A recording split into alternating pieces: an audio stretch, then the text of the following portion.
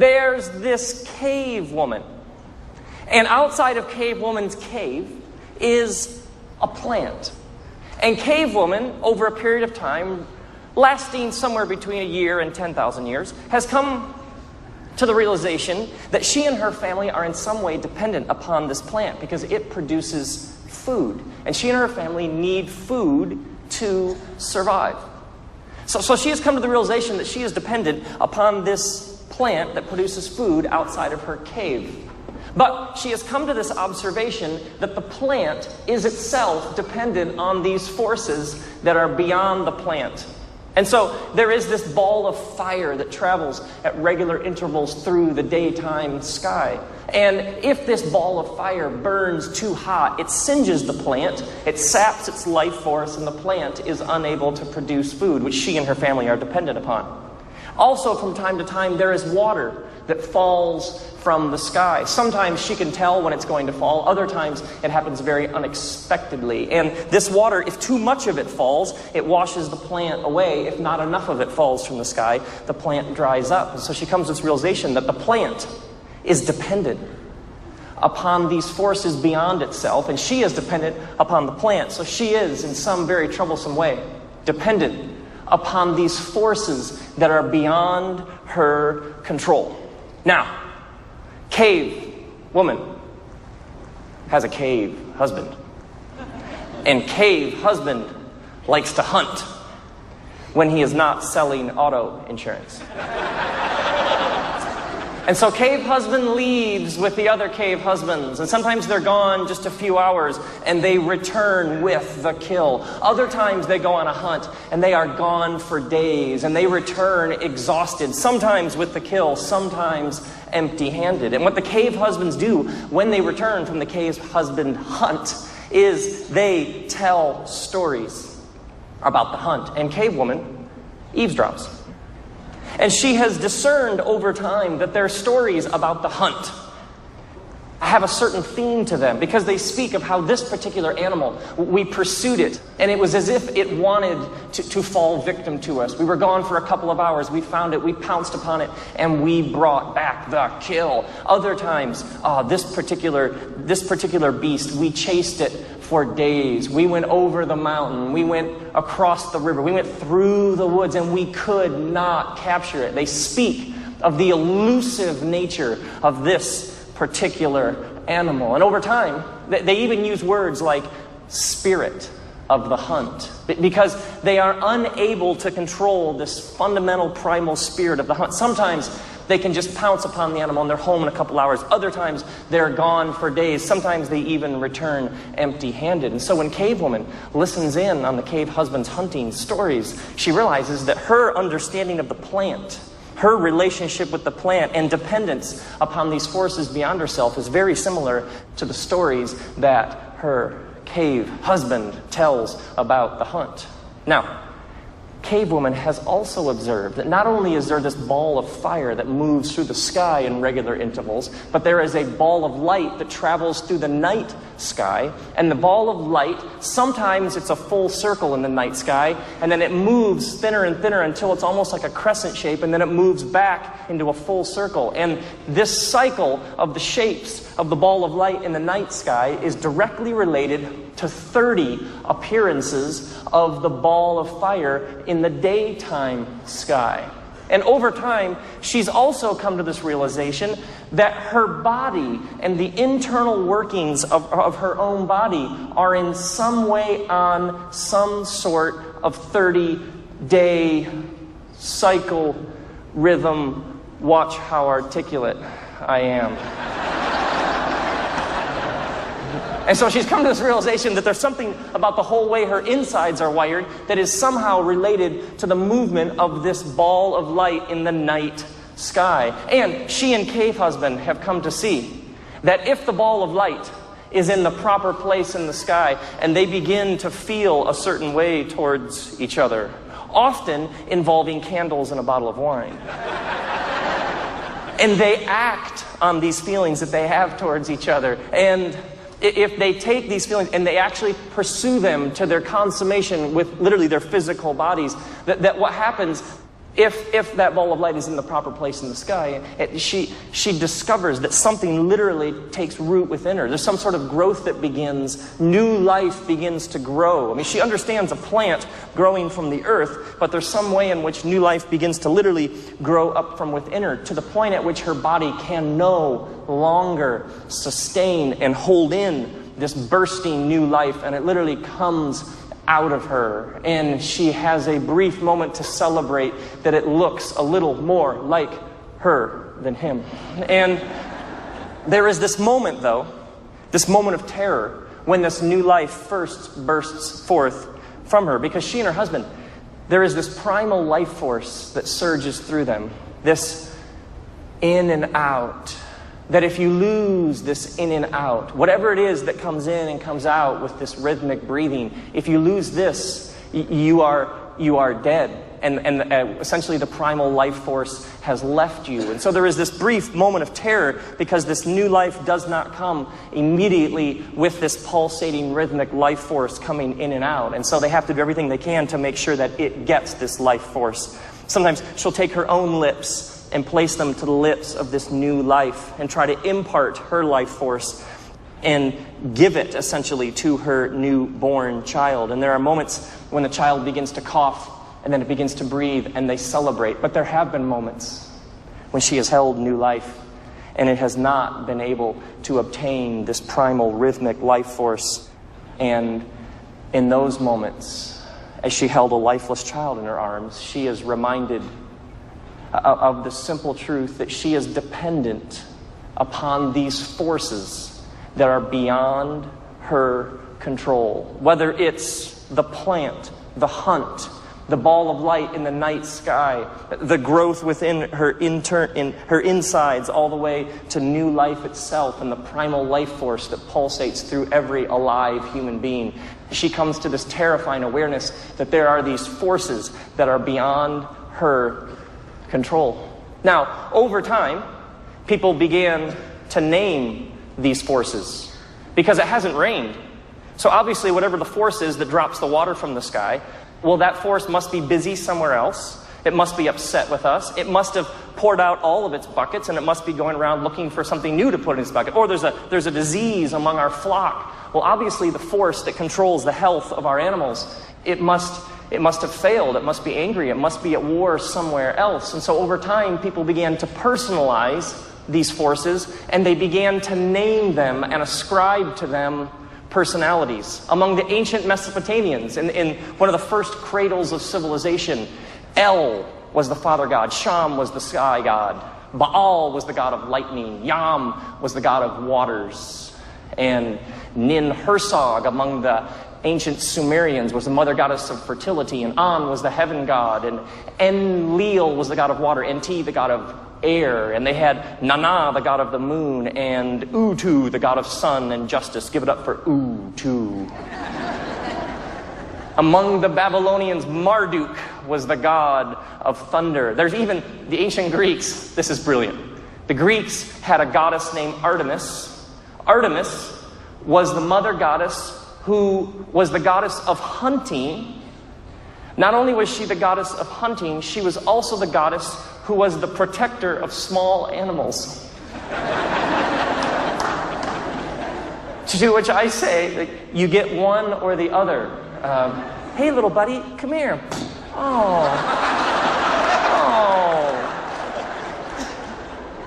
Oh, that's so sad. And the ancient Sumerians, literally 3,000-4,000 years ago in the ancient Near East, one of the first civilizations to ever emerge, the ancient Sumerians had a god of beer.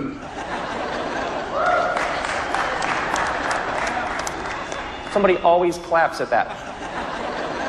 Her name was Ninkasi.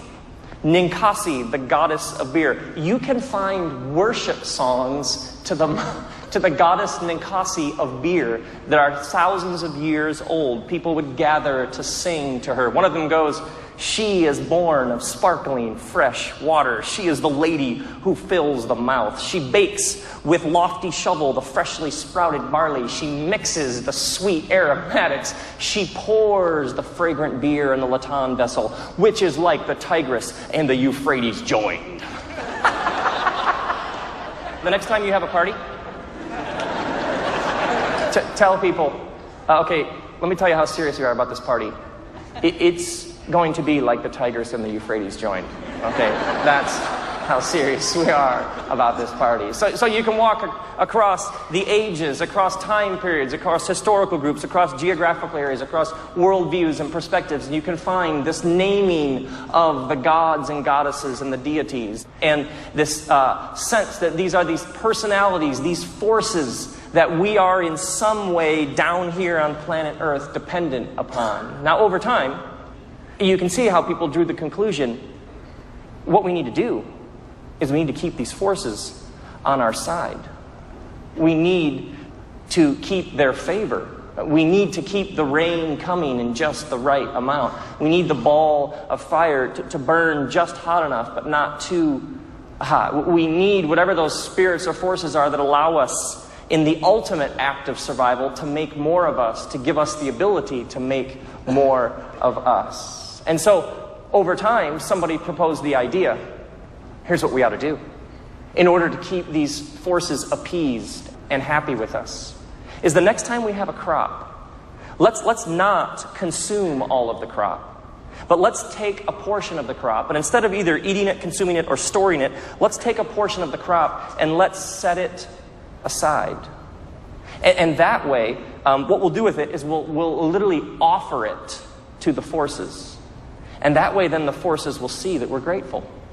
As almost like sending a message to the divine being. See, we understand where it comes from, and we want to honor and worship. We're so grateful. We would never want you to think that we take it for granted. And so the idea emerged of taking a portion from your flock, a portion from your vineyard, a portion from the plant, and take it and essentially offer it. Now, obviously the forces are up, because the rain comes from up, the sun, the moon, the stars are up, the wind seems to come from up, and obviously when you're dead, you go down, so we ought to offer this in some physical way up. And so over time, the idea emerged of the altar, oftentimes on a mountaintop, but some physical place, generally a pile of rocks, that you would place things on as a way of essentially offering them up to the forces who you are totally dependent upon. And so, as this idea became centralized, there became these piles of rocks that were the places that you went. Oh, you're in that region. And you're experiencing a disease within your cattle. I'll tell you, the area that you're talking about, there is a God there who oversees the cattle. And here's what you ought to do. Go to that God's temple, because that God's priests will tell you essentially how to make amends with that God so that God will smile upon you. And so, it's not raining for you. Got it. The rain goddess in that region is particularly temperamental, but if you go to her temple, to her altar, they'll show you how to keep her happy. You'll come, you'll do this. Priests arose around this time, people who are experts in saying, here, do these 4 things, and then that force will be in your favor. And so this idea of the offering emerged into the idea of a sacrifice, and further emerged in the idea of the altar. And so this took place over obviously thousands and thousands and thousands of years. But now, the altar had a fundamental flaw. Imagine if things go extremely well for you. Imagine if you've had like 3 times the harvest. Well, if I go and I offer the gods the same amount that I offered last year, I might offend them. The gods may say, wait. You offered the same amount last year, and this year we gave you 3 times as much, and you're still offering the same amount. Don't you understand that we have provided extra for you? So if things go really well, I have to offer more because I would never want the gods and goddesses to think I've taken this for granted. If things went well, you're stuck offering more. But let's say things go poorly, things go bad. Let's say there's a drought and there's a famine. It has not rained. It has not rained for 6 months. Well, obviously, we have offended the rain god.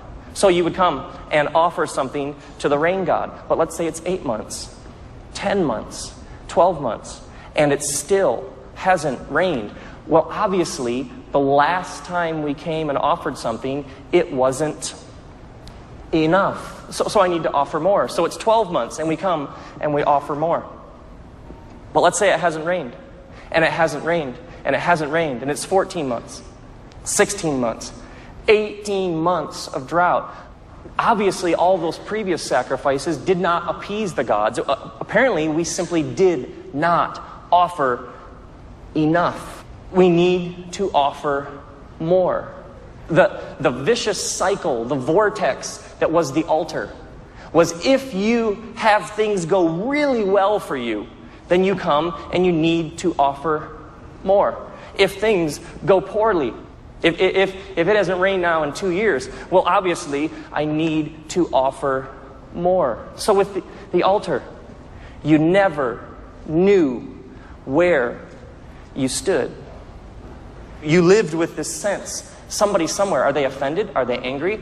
That was a good thing that happened, but I need to make sure that they know that I know that that was a good thing. And so the altar produced in the primal psyche of the first humans, and as it essentially emerged over the years, produced a deep, deep anxiety in the bones of humanity, because you never know where you stand with the gods. Well, I've offered all of my crop, except a little bit, and if I offer that, then we'll starve right away. And I've offered everything from my flock to make sure the gods are on my side. And if I offer this one animal left, well, then we'll starve in the next week. So I've offered everything of my possessions that's valuable. What's left to show the gods how grateful I am?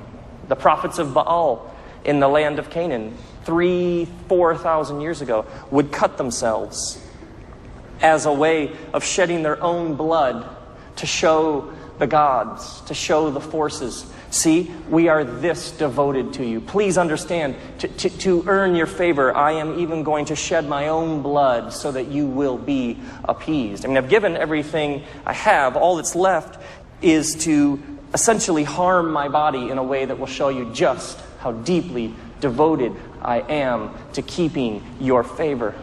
There was a goddess named Kibbalah who emerged out of Asia in roughly 500 BC. She merged with some goddesses from the West, and the cult, the religion of Kibbalah grew and grew and grew in Asia Minor, which is present-day Turkey. Kibbalah was a mother goddess. She was also called the many-breasted one, family show. And Kibbalah was the one who was eternally procreating on your behalf. You got a paycheck? Kibbalah. You've been able to have lots and lots of children? Obviously, Kibbalah has blessed you. Your crops are tripling and quadrupling every year. Must be Kibbalah, because she is the mother goddess who is perpetually reproducing on your behalf for your blessing. Now, the religion of Kibbalah was fascinating because Kibbalah was a female deity. Now, if you were a man, this put you in an awkward position because you wanted to show the female deity how devoted you were to her, but you're not a female, you are a male. And so there is historical evidence that the ultimate sign of devotion to Kibbalah, if you were a man, is you would castrate yourself in a religious ceremony in order to show your identification with the mother goddess. Gentlemen who are squirming, very normal response. There is evidence at the spring festival in the city of Sardis, Asia Minor, that in a frenzy of devotion and worship, somewhere between 4,000 and 5,000 men castrated themselves and then placed their former maleness on the altar of Kibbalah as a sign of devotion. Sardis, known for their choirs.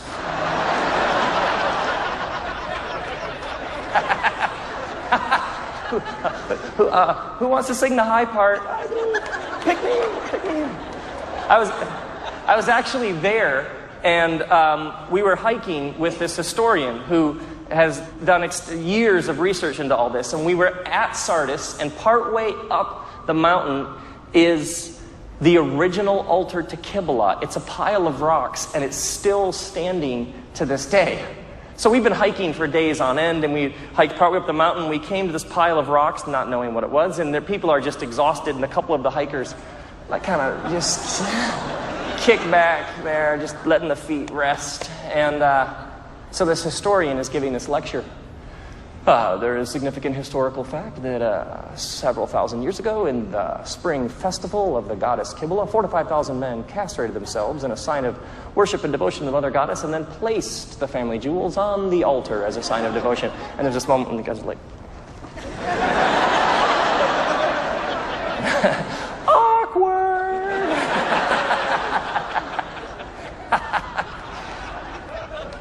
Archaeologists were excavating the great Aztec temple of Tenochtitlan, and they dug up the remains of 42 children who the Aztecs offered to their gods. Because if you have to keep offering something that's more and more and more valuable, well, eventually you end up at what? I've offered my flock. I've adjusted, if that's the word, my body. What more do I have? My firstborn. Now do you know how devoted I am? When 16th century Spanish colonizers first engaged with the Incan culture, they discovered that the Incans had a practice called capacocha. They would take a live child, wrap it in like a burial cloth, and the burial cloth would suffocate the child as they offered the child to their gods to appease the forces and the powers, because they believed they were totally dependent on these forces, and what you must do is give that which is most valuable to the gods to make sure they aren't upset with you. In the Hebrew scriptures, you can find several references to the detestable god Molech. Why was Molech detestable? Because Molech demanded your firstborn. And so there are stories of the followers of Molech offering their firstborn children in the fire in the valley of Hinnom on the south side of the city of Jerusalem as a way of appeasing the detestable god Molech. The problem with the altar is it was like this slippery slope. You have to keep offering more. And so deep in the collective psyche, the conscience of humanity, for thousands of years has existed this primal sense of fear, worry, stress. I don't know where I stand with these forces that I am dependent upon for my very survival. Now, history tells another story about these powers as well. If you've ever been trapped in a hotel room and someone named Gideon was there first, you have come across the biblical narrative. Now, the story of the Bible is fascinating because it's not detached from time and space. It's not a story that's told over here, but it's a story that comes up from within and is woven in among these very cultures we've already been exploring. So like the 12th chapter of the Bible begins with a story about a man named Abraham. Now, this story first was an oral tale. It emerged over hundreds of years as it was passed on and passed on. Eventually, a long time later, somebody actually wrote it down. But at first, it was a story that came about from within culture. Now, the story of Abraham emerged among Sumerian civilization. And the story begins, there's a man named Abraham who heard some sort of divine voice. And this divine voice said that he should leave his father's household and go to a new place. And then this divine voice said, I'm going to bless you, and then you essentially will bless people to the ends of the earth. Well, wait. A divine voice that a human being could interact with, could hear, could in some way connect with. Everybody in that day understood that the gods and goddesses, the forces, are somewhere else. Well, what? They're somewhere else. They do whatever they do up there or out there somewhere, and then we're left to kind of respond down here in actual space and time to whatever moods they're in or to whatever they happen to be doing. This story said and claimed that a divine, some sort of divine disembodied voice, some sort of God, connected with a human being in such a way that a human being could actually... This God invades actual human history and time and space to connect with a human being. This was an absolutely brand new idea in human history.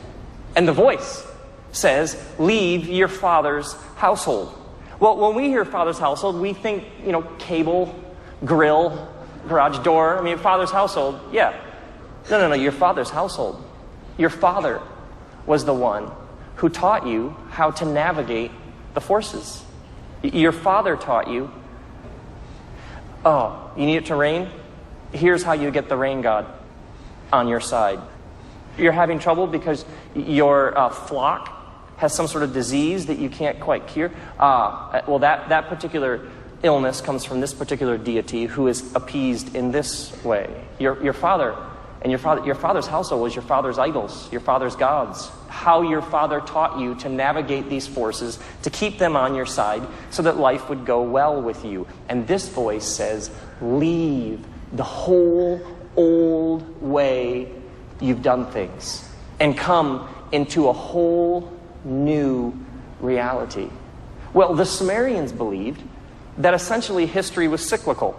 You're doing what your father did, what your father did, what your father did, and tomorrow will essentially be another repeat of yesterday. And so history moves in cycles. This story, right away in the first few words, says, leave behind that whole old way you know that things work and come and step into a whole new tomorrow that is totally unlike yesterday. These were absolutely revolutionary ideas in the human history. No one had ever proposed them. There are even these ancient Jewish stories that are essentially stories made up to comment on the radical nature of these stories about people like Abraham. One of them is a story that the rabbis would tell about the night that Abraham was getting ready to leave his father's household.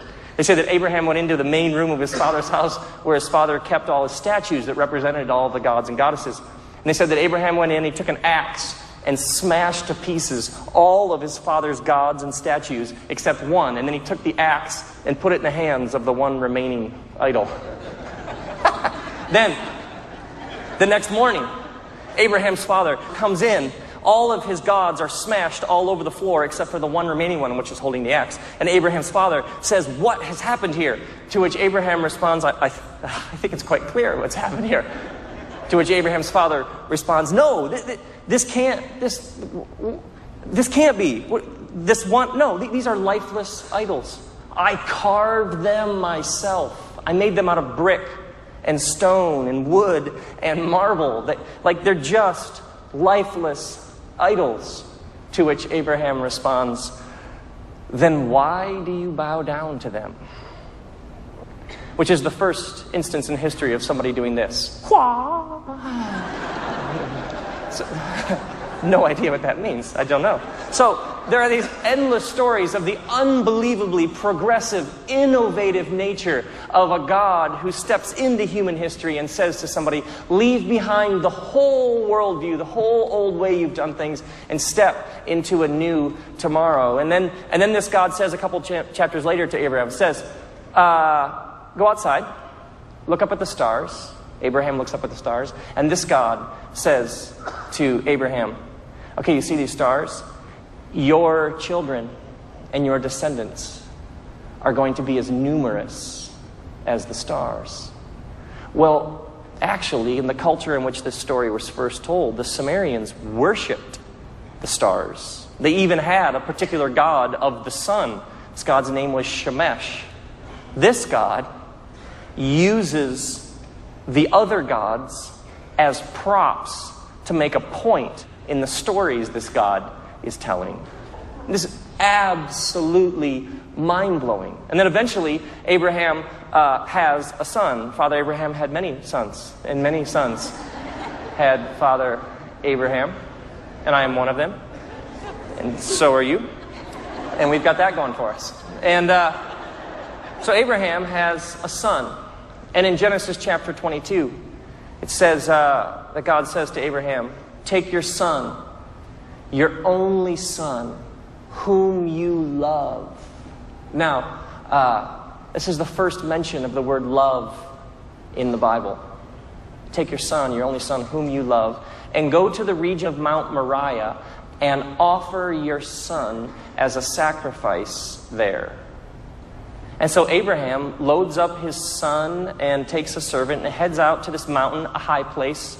and goes to offer his son, has the knife out to sacrifice his son to this God, a divine voice of some sort says, wait, don't do it. Stops him at the last minute from offering his son. And then this divine being says, actually there's a ram caught in a thicket over there. Come and bring that ram instead. And the story ends with, see, God provides. Now, if you've ever read the Bible, if you're still stuck in a hotel room and Gideon was there first, and you've gotten to this point in the story, you're thinking, what an odd story. It's tragic. Somebody call Child Protection Services immediately. Oftentimes when people first read stories like this, there is this kind of like, oh, okay, this is the reason religion is so destructive. I mean, offer your son as a way to prove to the God that you are essentially a good, faithful person. I mean, flannel graph that. And oftentimes this is the problem with religion. It's so regressive. It holds people back. I mean, is there a religion behind door number 2? I don't. And oftentimes among Christians, Abraham was such a good man. And there are scriptures that speak of the greatness of Abraham. But if you're reading it for the first time, yeah. But if he's great, the reason he's great is because he was willing to kill his son? I don't get it. A couple observations from the story. How come when Abraham is first told, offer your son, Abraham doesn't say, no. And he doesn't say, how? He apparently knows how to do this. Why is Abraham not shocked with the idea of a divine being offering that which is most precious and valuable to you? Because this is how the gods are. They demand. The gods demand the thing that is most valuable to you. So Abraham, of course, because he's a person of his day, just goes about heading out to do it. And then he gets there, he's about to offer his son, and God says, stop. Now, why is this? Is this God making a point? Is the whole thing a prop? Abraham, you are used to gods who demand the thing that is most valuable to you. Stop. And then this God says, offer an animal instead. Is this a whole new day? Because the story does not end with the greatness of Abraham. It ends with a statement about this God. This God provides. If we stop at the point where Abraham doesn't go through with it, we miss that perhaps what the storyteller is saying is, it's a whole new day. Your fundamental human posture is, what do I have to give the gods? But this story ends with a God not only who blesses, but a God who provides. A story about a God who provides instead of you having to provide was an absolutely revolutionary idea in human history. No one had ever presented a God like this. Now, if you're still trapped in a hotel room, and someone named Gideon was there first, and you get to the 3rd book of the Bible, you stumble across a lovely little tome called Leviticus. If you've ever read Leviticus, well done there. If you've ever read Leviticus, especially the first 5 chapters or so, you find yourself thinking things like, oh my goodness, this is like a B-grade slasher film with no plot. It's just how to kill things, chapter 2, how to kill more things, chapter 3. Here's what to do when you kill things. If you read it for the first time, you think to yourself, how regressive, how backwards. But we have to remember that this story did not emerge outside of human time and space, but emerged within human history. Leviticus begins by outlining 5 specific sacrifices. In the Hebrew language, they're called the Olah, the Minha, the Shelamim, the Hatah, and the Asham. Now, the first one, it says, come near to God. Well, wait. The gods are distant. The gods are somewhere else. And this book begins, come near to God. It then says, come near, gives instructions, offer an animal, so a bull, a goat, a sheep, a bird, offer something, and then the sacrifice is over. Or, number 2, the minha, offer some sort of grain, offer something from your crop. And then the third sacrifice, the third offering, is called the shelamim. It comes from the Hebrew word shalom, which means peace or harmony. The shelamim offering was where you'd put something on the altar, the rest you would keep, and you would prepare a feast for your family and friends. And then you would have a feast in which you would celebrate the peace that you have with God. Well, wait. Everybody at this point in human history lived with this awareness that you never know where you stand with the gods. Leviticus said, here, come, offer this particular offering, and then have a meal where you celebrate that you have peace with God. A brand new idea in human history. People lived with a profound sense of guilt.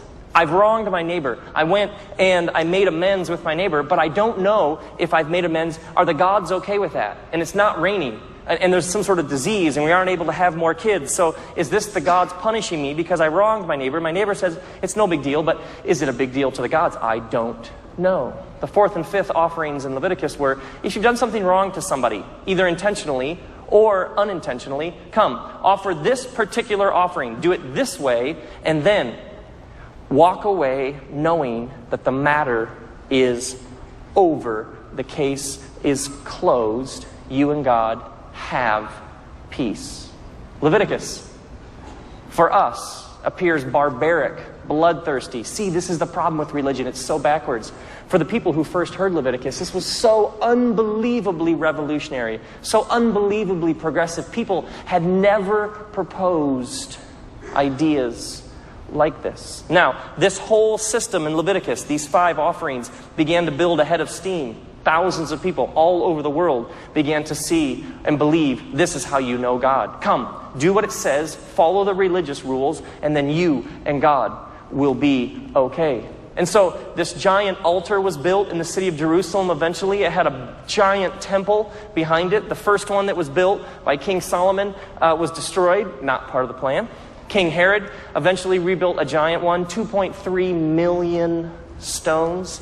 The altar had thousands of priests who took turns in a very complicated rotation system. They would come and assist you as you entered into the temple area to offer your sacrifice, because they said that this is how you know God. Historians estimate that at the spring Jewish festival of Passover, there would be 200,000 to 300,000 pilgrims who would come to the altar in Jerusalem to offer a sacrifice. There would be lines hundreds of feet long, thousands of people with whatever it was they were going to place on the altar. They said that the altar had a drain that went into the Kidron Valley and river that would run red at feast time, because so many people were coming, offering some sort of sacrifice, generally blood, on the altar, because they understood that this is how you know God. Now, there was a whole group of people called the Sadducees who ran this whole altar system. And they received a portion from all of the offerings that people brought. These Sadducees, over time, became very, very wealthy. They have found, archaeologists, they've excavated bottles of wine in first century Sadducee homes that in our day and age would be worth $5,000. So these people who ran the whole altar system were very, very wealthy. And the system, of course, worked for them. The masses are starving, but this system made them very rich. Now, it was a system, let's be honest, built on violence. Shed the blood of some animal. It's a violent act. And it said, and then you and God will in some way be at peace. And so for the Sadducees, anybody who threatens this system, well, that just can't be. And so the Sadducees had strong relationships with the Roman army. Essentially, they had violence at their disposal.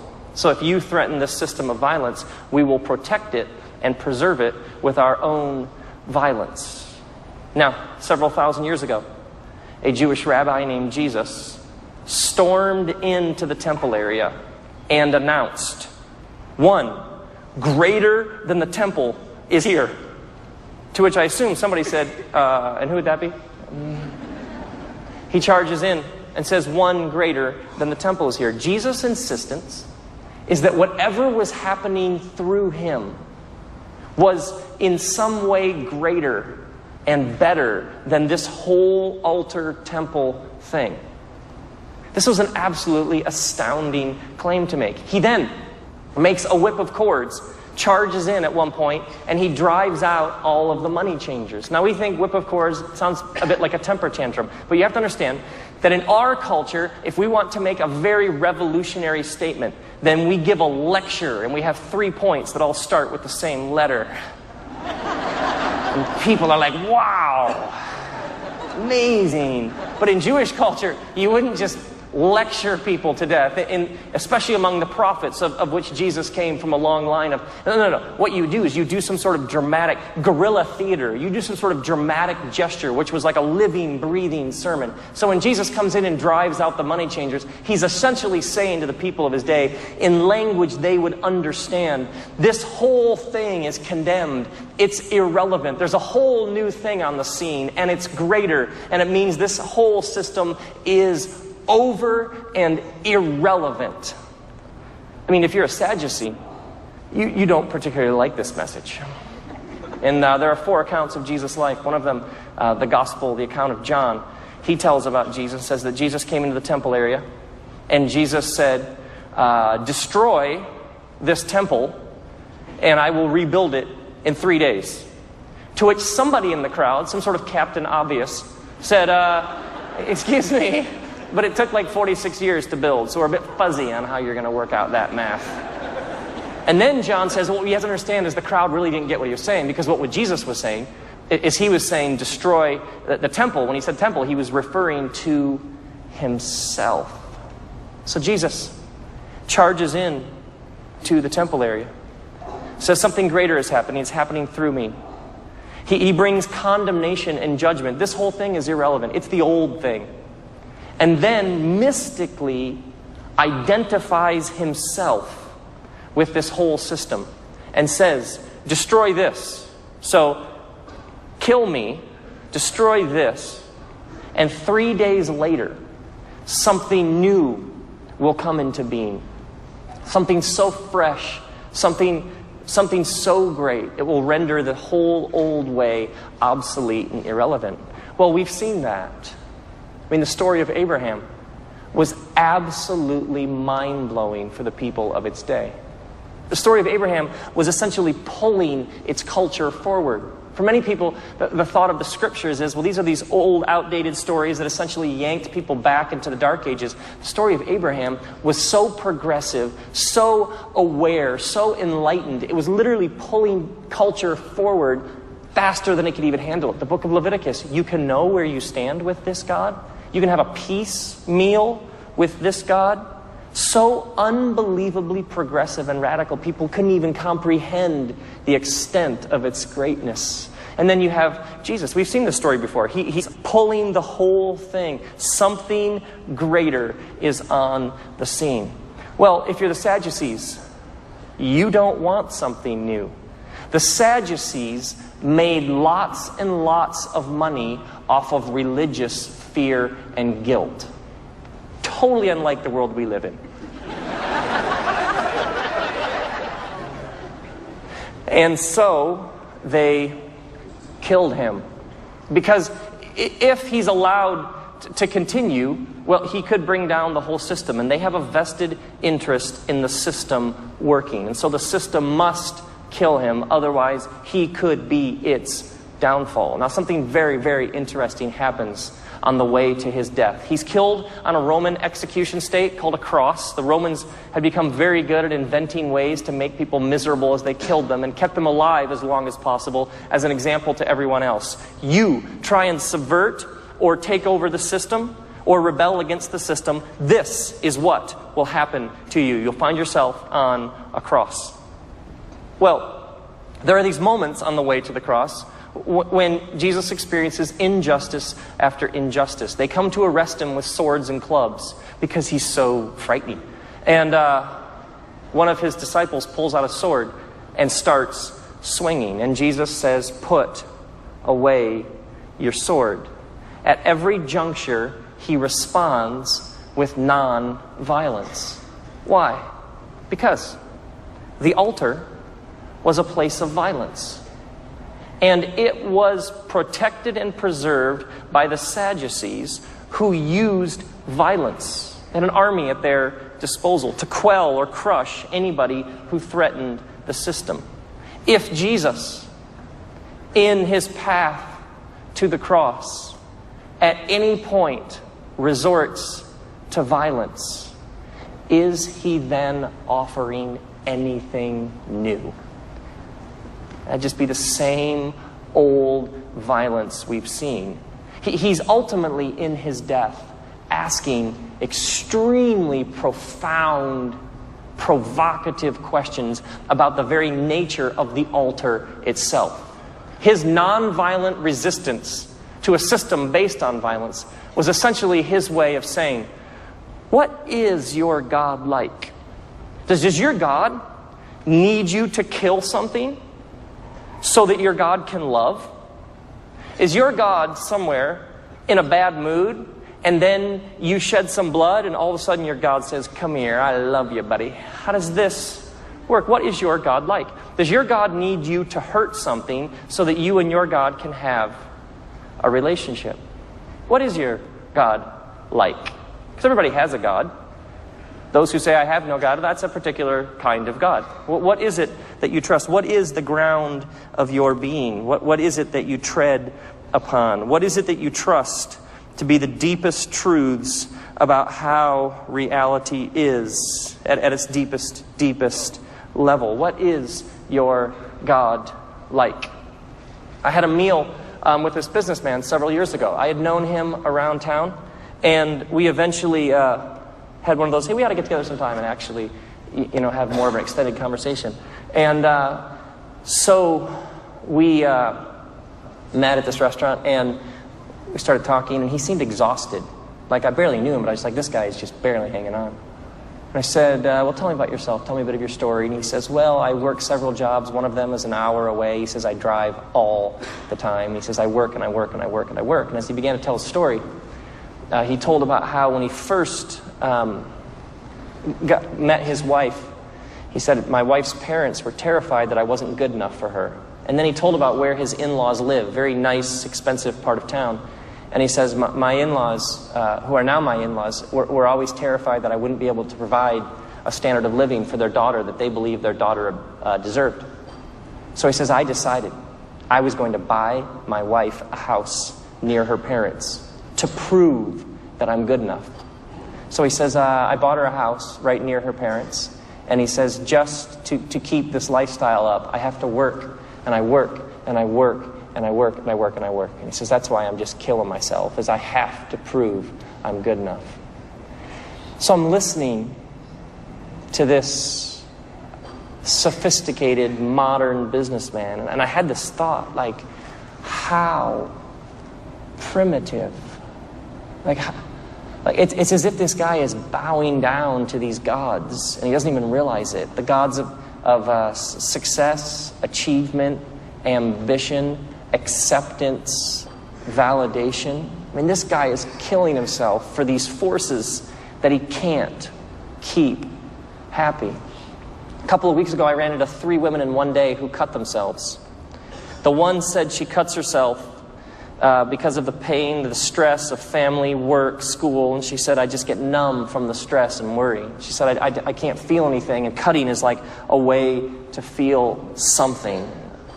The other one said, she spoke of the pain, and at one point I just said, show me where you cut yourself. And she said, no, I cut myself on my legs. That way I can wear pants and no one will know. And the third, she said, my mom always says to me, you embarrass me. And then she said, and my dad hates me. And I was like, no, your dad doesn't hate you. And she's like, yeah, my dad says to me, I hate you. Kind of failed pastor moment there. God loves you and has a wonderful plan. Cutting I mean, the prophets of Baal cut themselves 3,000 years ago in the land of Canaan. And now this girl who's in high school takes part in a ritual that's thousands and thousands and thousands of years old. I ran into this guy. He's probably in his mid-20s. I've known him for several years. I ran into him probably 6 weeks ago. And he's like, aren't you going on some sort of tour? What's that thing called? And I was like, the gods aren't angry. He's like, they are with me. I was like, where does that come from?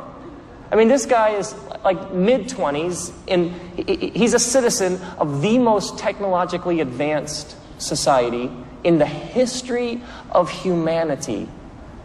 And he hears the gods aren't angry, and his gut response is, they are with me. What is that about?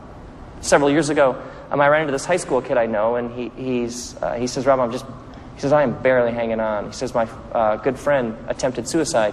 And he says, so the past couple days, since then, I've been sitting with him. He says, I don't have anything more to say. And eventually he said, would you go visit him? So I went to visit this kid.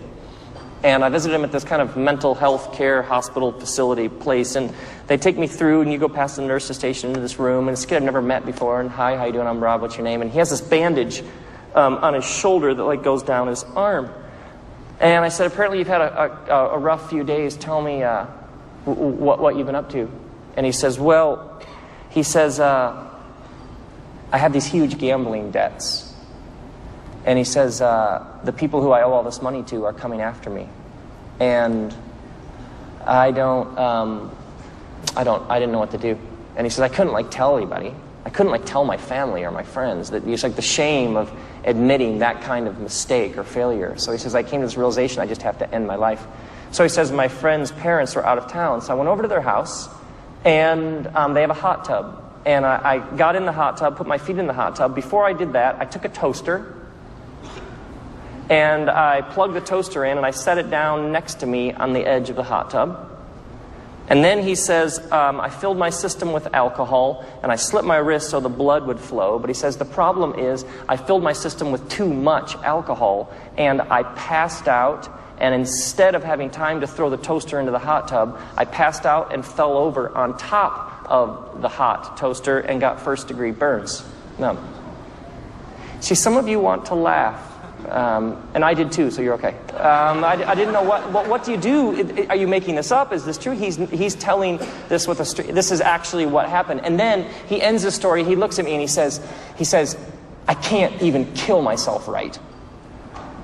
How does a 17-year-old amass that kind of guilt and shame?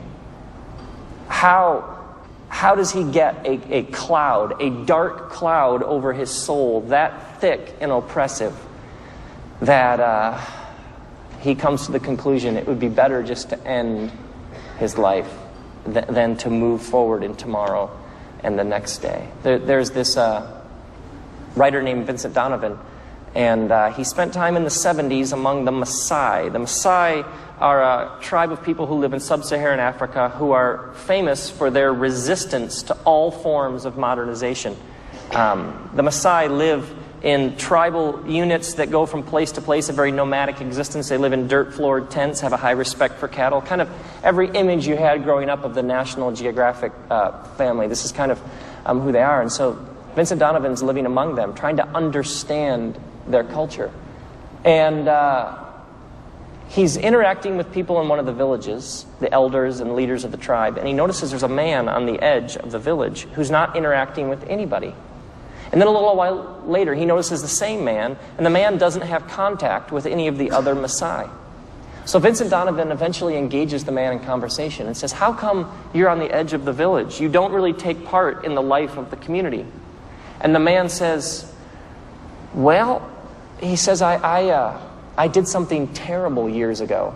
I committed an offense against my people. And he says, we Maasai, we don't have a way to deal with the terrible thing that I did. So he said, there's no real way for me back into the community. So he says, I essentially live cut off from my people. And then I met this woman several months ago who asked if we could talk, and she said, I have a question. She said, I did something terrible years ago. And she said, it brings me so much shame, and I have so much regret. And she says, this thing that I did, I can't get over it. It defines me. It's how I understand who I am. So not only, she said, do I like carry it with me everywhere, to define how I think of myself, but she said that then affects how I interact with everybody else. She says, I carry this with me everywhere I go. And her husband is standing next to her, and he's just nodding. I had this thought, like, she isn't the only one who carries this with her everywhere she goes. So we hear about the Messiah, and we think how primitive, how tribal, how backward this man on the edge of the village. And yet this woman is essentially the woman on the edge of the village. If your heart is beating, if your eyes are opening to the suffering of the world, you have to ask at times, do we have the same old gods and goddesses? We just call them by different names. I mean, we live in the most enlightened, evolved, progressive culture in the history of humanity. Or do we? Or are there ways in which we are just as backward and primitive? Do we have the same angry, demanding gods and goddesses who are never satisfied? We just call them by different names. Now, the first Christians wrestled with the implications of Jesus resisting the system, insisting that this system was over and something new had come about, and then getting killed by the system, and then 3 days later rising from the dead. For these first Christians, this wasn't just a nice religious act by a good Jewish man for a nice little ethnic group of people. For the first Christians, Jesus resisting the system and then ending up being killed by it, but then being vindicated 3 days later by rising from the dead. For them, this was something that had to do with all of humanity. So as you read the New Testament, they're searching for bigger and broader ways to explain just what it meant for the system to kill him, and then for him to in some way conquer the system in return. One of the first people to really argue for this in a big, giant way was the writer of the book of Hebrews. The book of Hebrews is one of the last books in the Bible. Now, we don't know who wrote Hebrews, but whoever wrote Hebrews, she was brilliant. The writer of Hebrews says, at one point, he, Jesus, appeared at the culmination of the ages. I mean, could you get a better phrase than the culmination of the ages? I mean, she said, he appears at the culmination of the ages to do away with sins by the sacrifice of himself. So for them, his death at the culmination of the ages was some sort of giant moment in human history. There's a whole new thing that's happened, and everybody is invited to step into it. And this whole new era, or this whole new consciousness, or this whole new reality people could trust, was something to do with this Jesus who essentially, the writer of Hebrews says, offered himself. So his resistance to the whole sacrificial system essentially meant that he became the ultimate sacrifice that then did away with the whole need for that whole way of understanding how you navigate the forces. Another one of the first Christians, a man named Paul, said, oh, Jesus and his shed blood, sacrifice language, on the cross, this was God making peace, reconciling himself to all things in heaven and on earth. Now, in the Greek language, the phrase all things translates literally all things. That's actually how it translates. This was God making peace with all things in heaven and earth through this Jesus. I have a friend who knows, he seems to know all the most interesting people on the planet. If you don't have a friend like this, get one. He has these parties, and you go when he has these parties because you have no idea who you're going to end up interacting with. I went to one of his parties, and I'm talking with a gentleman who I'd never met before, and we began talking, tell me a bit about your story, let me hear about your story. And his story, basically the first 3 minutes of his story was, I grew up in Rwanda, my mother was barren, and after a while she had me. And a barren woman whose womb is open, that child is considered an anointed gift from the ancestors. Not a bad opener. You know what I mean? It's a couple clicks up from, hi, I'm Gary, and I work in accounting. So he says, you have to understand, he says, in my culture, in where I grew up, he says, among my people, a woman who is barren, well, that is essentially like the curse of the ancestors. But then when her womb is open, he says, this is the child that does that is special. He says, I was anointed the priest of my family. So it says, my job was every week I had to gather something and offer a sacrifice to appease the spirits of our ancestors. And so he says, we lived in poverty. We didn't have much. So I literally would have to scrounge up a goat or a chicken or something to offer on behalf of my people to keep the spirits happy. He says, when I was a teenager, a man came to our village and said, you don't have to do that anymore. And if you can hear, he has this very crisp English diction. He says, and I argued with the man, what do you mean? And the man said, no, you don't have to do this anymore. You don't have to offer these sacrifices anymore. And he says, I was shocked. I mean, the outrage of this man's message. I argued with the man. I came back at him. What do you mean? This is how I appease the spirits of my ancestors. He says, the man insisted, no. He says, the man told me this story of a Jesus, this man, this divine son, who was some sort of divine representation, flesh and blood, but real. He says, this man, Jesus, the man insisted, had in some way offered himself so that no one would ever have to live like that again. And so his essentially shed blood was the end of that whole way of understanding reality. And if you could hear him, he just says, and I argued, and I protested, and the man would leave. He would come back. We would argue some more. He would leave.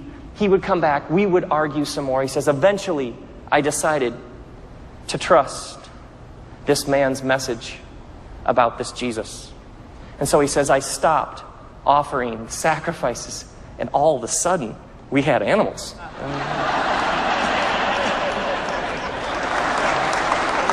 And so he finishes his story, and he says, and you know what the point of this story is. And I'm thinking, for once in my life, I do know what the moral is. He says, I always say to people, Jesus saves the goats and the chickens.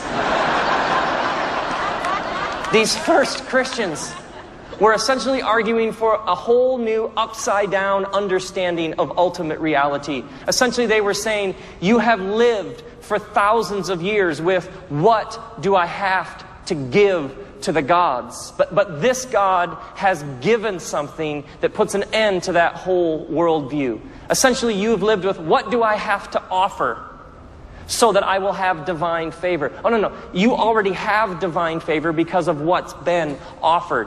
What do I have to do to make peace with the gods? Oh, no. This God has done something that makes peace once and for all. This Christ appeared at the culmination of the ages so that peace could be made between this God and all things in heaven and on earth. This was absolutely revolutionary in human history. No one had ever articulated this worldview before. The first people who heard this said, that's good news.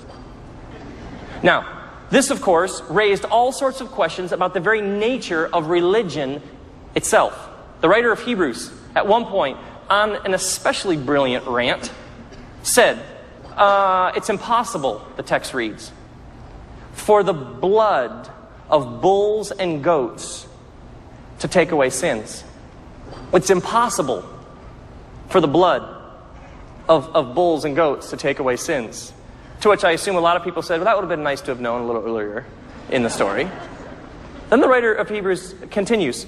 It's not as if the priest who comes into the temple and offers the same things year after year, day after day. It's not as if this endless ritual, doing all this, actually ever changes anything. It's not like people all of a sudden stop sinning.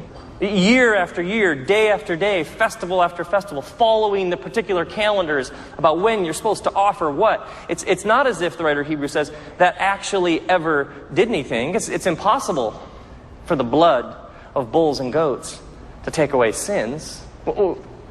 How do you begin to sort that out? Now, if you go backwards through the scriptures and ask, is this anywhere else? Do we see this insistence of the writer of Hebrews anywhere earlier? In the middle of the Bible are 150 prayers called the Psalms. One of them, Psalm 50, is written from the perspective of God. And the God voice says, if I was hungry, I wouldn't tell you, which is divine sarcasm. Very well done there. If I was hungry, I wouldn't tell you. What do you think? I need the blood of bulls and goats? The cattle on 1,000 hills are mine. So in Psalm 50, the insistence of God is, what do you think I need? Do you think this is for me? Like I need this? If I need this, I wouldn't tell you. And then the prophet Micah, at the end of the Hebrew Scriptures, right before the New Testament, the prophet Micah says, do you think that God is pleased with 1,000 rams? Like, do you think if you came and offered 1,000 sacrifices of rams, do you think that God would say, oh, now I love you? And then the writer of Hebrews says it's impossible for the blood of bulls and goats to take away sins. So in the Psalms, the blood is unneeded. In the prophet Micah's writings, it's not like that's what pleases God. And in Hebrews, it's impossible to actually do anything. Well, then what's it for? If the blood is not for God, then who was it for? The writer of Hebrews says, oh yeah, the sprinkling of blood, that was for your conscience, for essentially the human heart. The writer of Hebrews connects these religious acts with human need. For the writer of Hebrews, the point wasn't some divine being who said, if I could just get more blood, things would go so much better. It was human need for something that would in some way calm or soothe the human heart, the human conscience. Now, what is that about? The writer of Hebrews has offered brilliant analysis of the human condition. We are anxiety-ridden creatures. We worry, we stress. We get tapes that play in our head of how we're not this enough, we're not that enough, we're not spiritual enough, we're not righteous enough, we get messages that play deep in our psyche over and over again about all the ways in which we're pathetic and we fall short and we're worthless. And we have a way of holding on to things, of letting worry and stress and anxiety own us and cripple us. We have a way of allowing our failures to follow us everywhere we go, of allowing our shortcomings to define how we see the world. The writer says, God understands this. And so you're struggling with this or you're struggling with that. The idea of the altar was you come, offer this, and then have peace with God. If you're just told, okay, peace with God, that might be a bit difficult. We have a difficult time trusting good news to actually be true. Are you with me? But maybe if you go through some sort of ritual, maybe if there's a little blood on your hands, then the reality will begin to sink in. For the writer of Hebrews, the blood was never for God.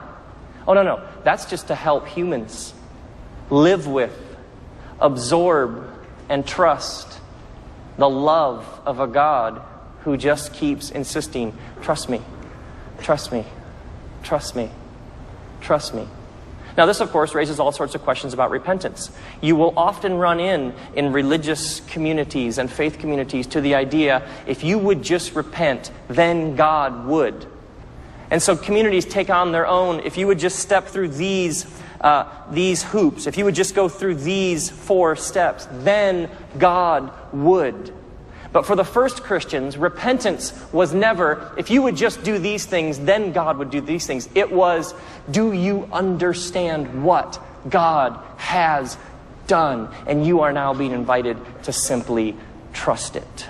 Repentance was never trying to get God to do something, because God has already made peace with all things. If you are repenting so that God will somehow show up and do something, you are bargaining with the wrong kind of God.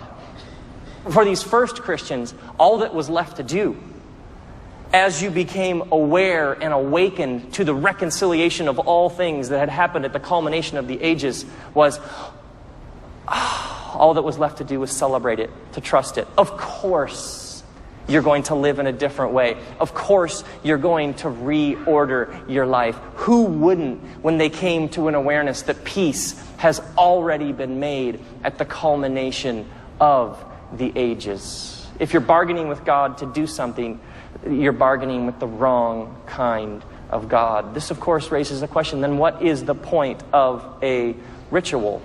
I ran into somebody recently who apparently had missed church the previous Sunday.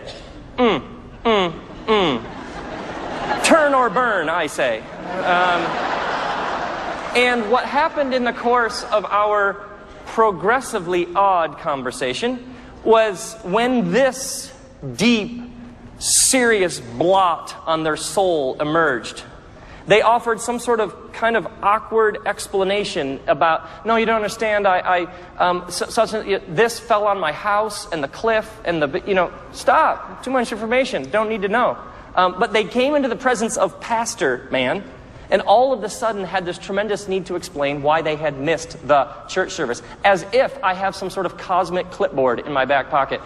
And you will move from this column to this column later, and I can't speak for eternity, but it's not looking good. And later, as I sorted through why the encounter was so kind of, I had this like, wait, why do you go to church? Essentially to get God off your back for another 6 days, so that some sort of deep-seated anxiety will go away for another 7 days? Well, do you go do this so that somebody somewhere will be pleased? Well, that's the same old primal gods and goddesses. What is the point of a ritual? Whether it's a church service, whatever. What is the point of a ritual? The point of a ritual is to ground us, to open us up, to remind us, to tap us in to the peace that has already been made at the culmination of the ages through this Christ who offered himself.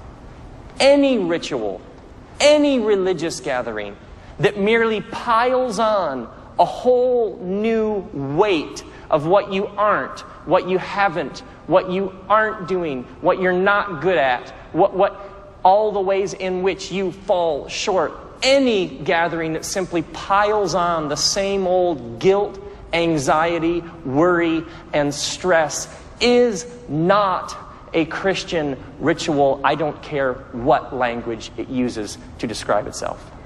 The only proper Christ-centered ritual is one that reminds you, that refreshes you, that awakens you, that opens you up to the God who has made peace with all things in heaven and earth through this Christ who offered himself.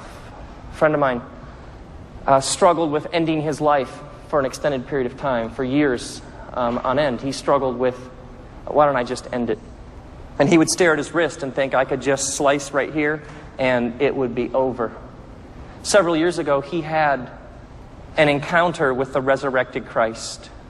In the depths of his pain and torment, he met the resurrected Christ who knows something about pain and torment. And he had this experience in which the ground of his being shifted from stress, from worry, from shame, to love, to peace, to trust. He had an experience with the resurrected Christ that absolutely, profoundly altered the whole way he sees everything. Soon after that, he got a tattoo of a cross right here. And now, every time he looks down at his wrist, which was previously the place of temptation, there's too much pain. Nothing can be trusted. I ought to just end it. When he looks at this place that was previously the place of temptation, he is reminded of the peace that has been made, the reconciliation of all things that was made at the culmination of the ages. This cross for him has become a sort of living, breathing ritual. A friend of mine spends an hour each morning on a cushion in his house. He sits perfectly still. He invites the God of the universe to put him back together. He invites God to go into all the broken places deep in his soul. He invites the reconciliation of all things to take part deep in the places of his own pain.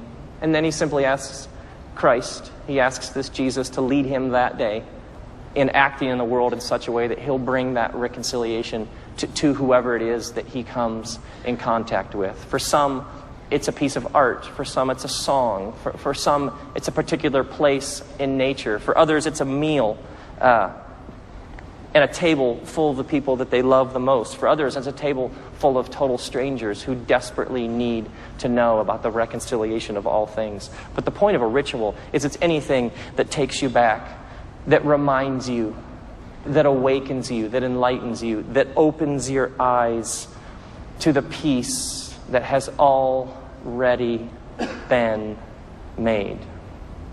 Now, as we sort through these New Testament writers and the way they speak of Christ being offered as essentially some sort of ultimate sacrifice on some sort of giant altar, however they articulate this, as we see it, the first impulse is to think, well, then apparently probably all that sacrifice altar imagery is over. But perhaps what they're saying is, okay, enough, away with that, Jesus said something greater, so now we just leave that behind. But in a brilliant twist at the end, the New Testament writers take this imagery and they essentially hijack it, they co-opt it for an even bigger idea. The writer of Hebrews says there is one sacrifice left. There is one sacrifice that still does please God. That is to do good for others. The writer of the book of Romans, one of the first Christians, said, offer yourselves as living sacrifices. Well, a sacrifice is dead. So a living sacrifice already is taking this imagery and essentially hijacking it for some greater purpose. Now what is this about? Lots of people have a difficult time trusting that a peace has already been made. So when you become aware of this, when your heart opens up to this, when your eyes are open, then you put flesh and blood on the reconciliation of all things. You act it out in living, breathing skin and bones for those who would have a difficult time trusting that this really is true. And when you do that, people may be able to then say, okay, I can trust that. Essentially, the New Testament writers say, offer yourself to the world as a flesh and blood example of what the reconciliation of the ages, the peacemaking that God already has done at the culmination of the ages, looks like in flesh and blood. I know this woman, she has 4 young kids, and several years ago, her husband told her about his girlfriend. And then soon after that, he told her about his desire to be with his girlfriend, to leave she and the 4 kids. And so he did. And she had no way of feeding the kids. She was about to lose her house.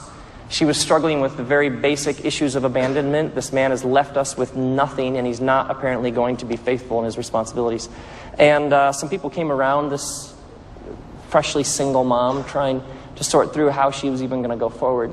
She got a call one day from this couple who said, can we come over and just take you for a drive? And she said, sure. Okay, so they come over, they pick her up.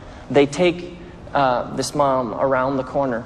She's about to lose her house, not knowing where she is going to spend the next few nights with her 4 kids. They take her around the corner to a house. They pull in the driveway.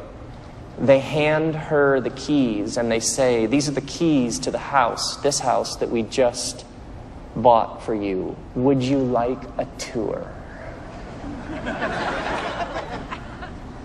There's this couple I know. Unemployment in our area is very high right now. Lots of people struggling even to put food on the table. This young couple I know has been hit especially hard by this economic downturn. Another couple I know went to them and said, it is unacceptable for us that you would have a difficult time feeding your family.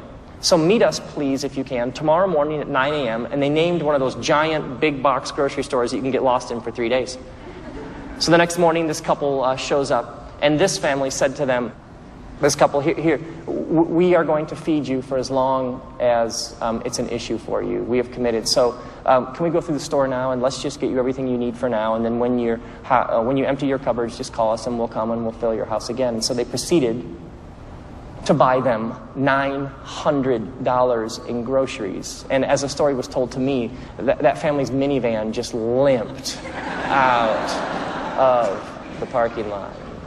My wife and I have some beloved friends who live very in tune with the reconciliation of all things. And they live just right across the street and through the alley from us. And our friend, she was on her porch one day, and a woman came down the sidewalk with 2 shopping carts filled with random assorted household goods and a couple of children. And my friend is very, very intuitive, had this moment of, I cannot let this woman pass. I have to enter into this story. So she came down off her porch and she said to this woman, what are you doing? And the woman said, moving. And my friend said, no, here. And handed the woman the keys to her car.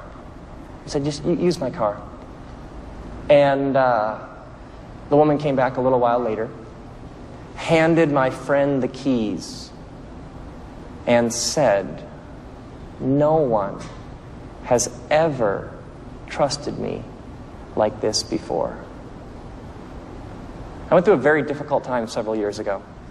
I was running, achieving, working, impressing, going. Had to show everybody that I was better, quicker, smarter, harder working. And I was just totally burning out.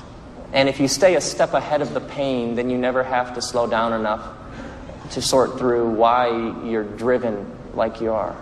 And I was losing the joy, losing any sense of passion for life. And a friend of mine who has been the kind of friend you dream you could have took me to lunch. And partway through the lunch, he said, you don't have to live like this. I was like, yeah, I know. He's like, no, you don't have to live like this. And I was like, oh, no, seriously, next week the sun will come out. I have a plan. And he's like, no, you don't have to live like this. I was like, yes, okay, I get it, get the point. No, you don't have to live like this. I was like, come on. And then he said it again. He's like, you don't have to live like this. And I resisted for a while, like, okay, this is just, I don't, and he kept going. And eventually I stopped resisting and I actually started listening. And he just kept repeating, Rob, you don't have to live like this. You don't have to live like this. You don't have to live like this. And as he kept repeating it, you don't have to live like this. It started to become like this beautiful mantra. You don't have to live like this. I realize now that my friend was fighting for me when I had no energy left to fight for myself. And he just repeated over and over, you don't have to live like this. You don't have to live like this. There's a writer named Richard Selzer, a doctor, and he writes about his experiences with people in the most tragic, difficult circumstances of life, the things he's seen as a doctor. And he tells about this couple who the woman was in some sort of accident, some sort of tragedy, and her face was severely disfigured.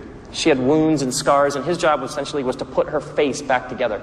And in the course of it, she ended up with a very, very crooked mouth and a mangled face with all sorts of wounds. And so they had her face wrapped in bandages, and they had her in the recovery room, and they brought in her husband, so her husband would be there when the bandages were first removed from her face. Selzer writes that when they took the bandages off, and her husband saw his wife's face for the first time, the husband bent down and kissed her crooked mouth. And then he said, I like it. The writer Brennan Manning tells a story of a woman who'd been having visions of Jesus. And the local archbishop comes to find out more about this woman who's been having visions of Jesus, because we can't have that. And the archbishop says, have you been having visions of Jesus? And the woman's like, yes. And he asks, and she's not backing down. So he says, okay, here's what I want you to do. Here's what I want you to do. Next time you have one of your visions of Jesus, I want you to ask Jesus a question. Okay. I want you to ask Jesus what sins I confessed the last time I went to confession. And so she says, fair enough. So he leaves. A little while later, he hears rumors that she's been having visions of Jesus. So he returns. He says, have you been having your visions of Jesus? And she said, yes, I've been having a vision of Jesus. And he says, well, did you remember? And the woman says to the archbishop, yes, I did remember. And then she took the archbishop's hand in hers, and she said, I asked Jesus what sins you confessed the last time you went to confession. And Jesus' exact words were, I don't remember.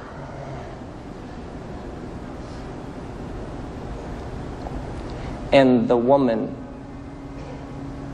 took the archbishop's hand in hers, and she said, I asked Jesus what sins you confessed the last time you went to confession. And Jesus' exact words were, I don't remember. And the husband bent down and he kissed her crooked mouth, and he said to her, I like it. And that girl who cuts, I had the privilege and honor of looking her in the eyes, and I got to say to her, you don't embarrass me. And the woman handed my friend the car keys back and said, no one has ever trusted me like that before. And the minivan just limped out of the parking lot. And the couple said to the single mom, would you like a tour? And my friend sat across from me, and he repeated, you don't have to live like this. You don't have to live like this. You don't have to live like this. You don't have to live like this. You don't have to live like this. You don't have to live like this. You don't have to live like this. So may you come to see that He has appeared at the culmination of the ages. May you come to trust that reconciliation, peace, has been made. May you believe that this God is not angry, because this God is love. Peace be with you. Thanks. Good night.